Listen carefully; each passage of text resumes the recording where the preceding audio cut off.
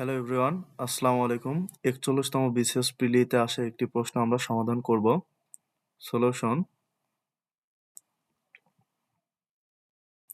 প্রশ্নটি হচ্ছে আমাদের 5 to the power x plus 8 into 5 to the power x plus 16 into 5 to the power x equal to 1 হলে x এর মান নির্ণয় করতে হবে। 5 to the power x plus 8 into 5 to the power x plus 16 into 5 to the power x equal to 1 implies that আমাদের প্রত্যেকটিতে আছে 5 to the power x 5 to the power x 5 to the power x অর্থাৎ 5 to the power x কে আমরা common নিব। তাহলে আমাদের থাকে 1 plus 8 plus 16 equal to 1 5 to the power x এখানে যোগ করলে হয় 8 আর 1 9 9 ষোলো 25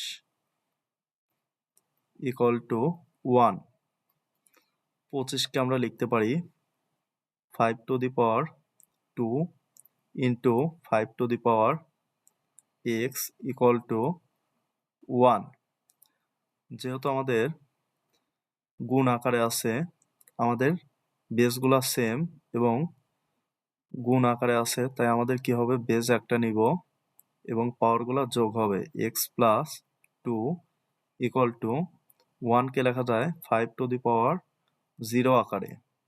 তাহলে আমাদের বেসগুলো যেহেতু বেসগুলো সেম হইলে ভিত্তি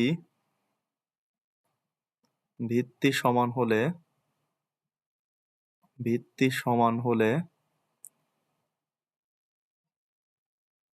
পাওয়ার সমান হবে। ভিত্তি সমান হলে পাওয়ার সমান হবে।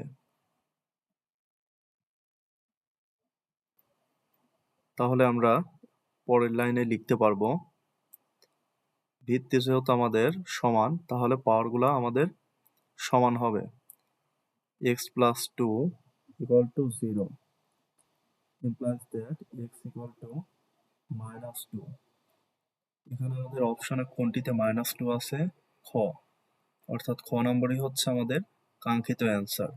সকলকে ধন্যবাদ। আসসালামু আলাইকুম।